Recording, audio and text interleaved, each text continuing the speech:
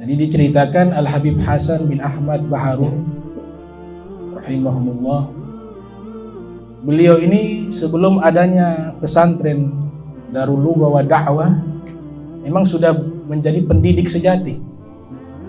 Jadi sebelum pesantrennya ada sudah banyak murid yang menjadi ulama. Dikisahkan ada salah satu murid beliau yang dibanggakan oleh beliau sampai mendapatkan beasiswa. Di zaman itu mungkin ke Hadramaut belum, tapi ada jalur beasiswa yang lain. Sampai sang murid ini punya prestasi menjadi murid terbaik, mumtaz atau cum laude kalau bahasa beliau, mendapatkan gelar doktor di kharijul bilad, di luar negeri. Ketika sang murid pulang ke Indonesia, maka Abuya Al-Habib Hasan Baharun bahagia. Ini murid berhasil. Maka dibuatlah acara penyambutan, yang dimana di acara tersebut diundang sang murid sebagai penceramah tunggal. Al-Habib Hasan Baharun datang sebagai tamu. Beliau rela datang ingin melihat sang murid yang sukses. Berangkatlah, kalau tidak salah dulu acaranya di Surabaya. Beliau di Bangil. Sampai di tempat acara, ini sang murid dengan angkuhnya, dia tidak menyapa sang guru. Al-Habib Hasan Baharun datang jauh-jauh ingin menyambut sang murid. Justru sebaliknya, sang murid itu sudah dapat gelar, sudah merasa alim, sudah merasa pandai. Al-Habib Hasan diabaikan, tidak diajak ngobrol, tidak disapa, seperti orang lain, seperti orang yang tidak punya jasa. Maka dia ceramah, Al-Habib Hasan menangis, tahan tangisan. Sampai selesai acara, dia tinggalkan Habib Hasan tanpa disapa, tanpa diucapkan salam, bisa pergi dengan angkuhnya, dengan gelar yang ia miliki. Maka sang supir yang membawa Habib Hasan itu mengatakan, dia lihat dari kaca spion, tapi tidak berani bertanya karena dilihat Habib Hasan menangis pada waktu itu sepanjang perjalanan. Menangis, hatinya tersakiti. Maka waktu berjalan tidak lama, saya tidak tahu tepatnya berapa lama. Biasa di depan jalan tol itu ada pedagang asongan. Ada tahu-tahu kecil itu dibawa dengan kayu, diikat. Ternyata diketuk jendela mobilnya Habib Hasan. Habib Hasan buka karena ingin membeli. Biasanya juga sekaligus membantu. Ketika dibuka ternyata terkejut. Itulah sang murid yang doktor, jadi pedagang tahu. Dia lihat Habib Hasan, dia lari. Habib Hasan mengatakan kepada sopir, ayo kita kejar itu, turun kejar. Habib Hasan pun keluar dari mobilnya mengejar. Sampai satu tempat, masuk di sebuah gubuk. Masuk ini sang murid yang doktor dengan tahunya, ia masuk. Habib Hasan menghampiri sang murid, bertanya kepadanya. Dia minta maaf. Dia lihat Habib Hasan, dia menangis, sujud, cium kaki, minta maaf. Habib Hasan mengatakan, kenapa engkau jadi seperti ini? Bukankah engkau sudah sukses? Jadi Habib Hasan punya sifat pemaaf. Sudah dilupakan itu kejadian lalu, tapi Allah tidak pernah lupa atas kezaliman seseorang. Dia katakan, saya minta maaf wahai Abuya, saya selesai acara di malam di saat saya bertemu dengan engkau dan saya su'ul adab kepada engkau. Pulang dari acara tersebut, sampai di rumah saya tidur. Di saat saya tidur, saya bangun, saya merasakan seperti ada memori saya dicabut. Yang luar biasa, baca Al-Quran saya tidak bisa pada waktu itu.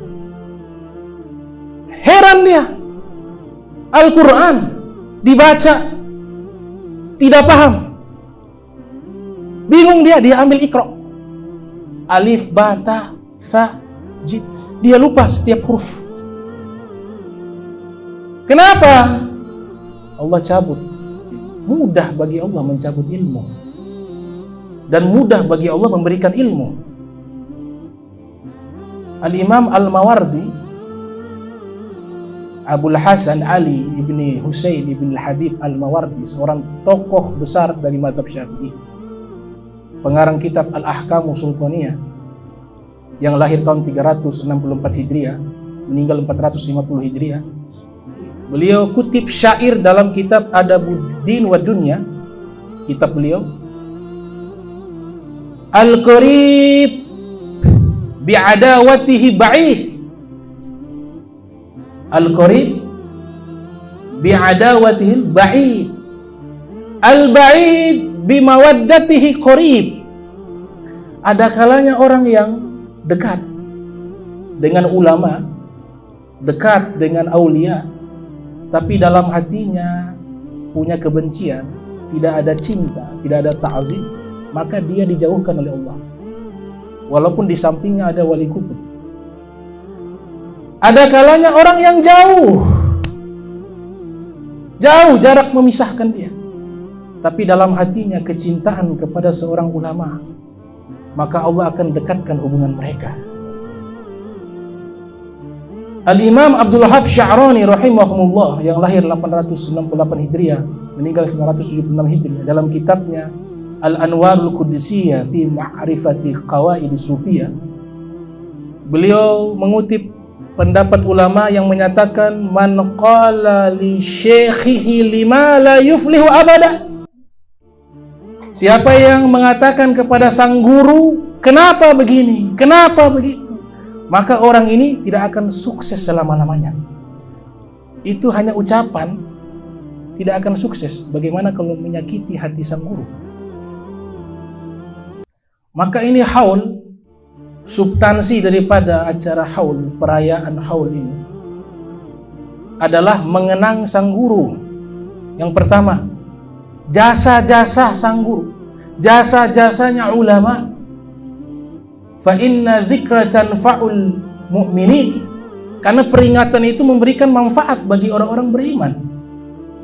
Al-Imam Muhammad bin Umar Fakhruddin Ar-Razi, yang lahir 544 Hijriah, meninggal 606 Hijriah, dalam kitabnya Mafatihul Ghaib atau At-Tafsir Al-Kabir, beliau mengatakan ayat tersebut memberikan peringatan agar selalu mengenang jasa-jasa orang soleh terdahulu, mulai dari kalangan para nabi, kalangan kaum solihin, untuk generasi yang akan datang, agar bisa mengambil pelajaran daripada akhlak, ilmu, ibadah, dan kebaikan mereka. Maka ulama-ulama terdahulu punya ta'zim sama guru luar biasa. Kita kalau lihat sejarah, ada seorang ulama, dia tidak pernah pisah dengan sang guru, padahal beliau pun sudah jadi ulama, sudah jadi ulama besar, tapi sampai meninggal masih berguru dan masih meletakkan cinta di dalam hati dan menempatkan orang tersebut sebagai guru. Tidak pernah merasa hebat, tidak pernah merasa memiliki apa-apa. Dan ulama ini sangat terkenal, yaitu Al-Imam Athaillah Ibnu Athaillah Skandari, Ahmad bin Muhammad nama aslinya, lahir 648 Hijriah, meninggal 709 Hijriah. Beliau ketika bertemu dengan Abu Abbas Al-Mursi, Abu Abbas Al-Mursi ini gurunya adalah Al-Imam Abu Hasan Sazili rahimahullah. Ketika bertemu dengan Abu Abbas Al-Mursi, beliau melepaskan pangkat ulama. Karena pertama dari sisi usia, Abu Abbas Al-Mursi lebih tua. Dari sisi keilmuan, Abu Abbas Al-Mursi lebih alim. Maka beliau lepaskan pangkatnya sebagai ulama, ingin menjadi penuntut ilmu, belajar kepada Abu Abbas Al-Mursi, sampai akhirnya diberikan futuh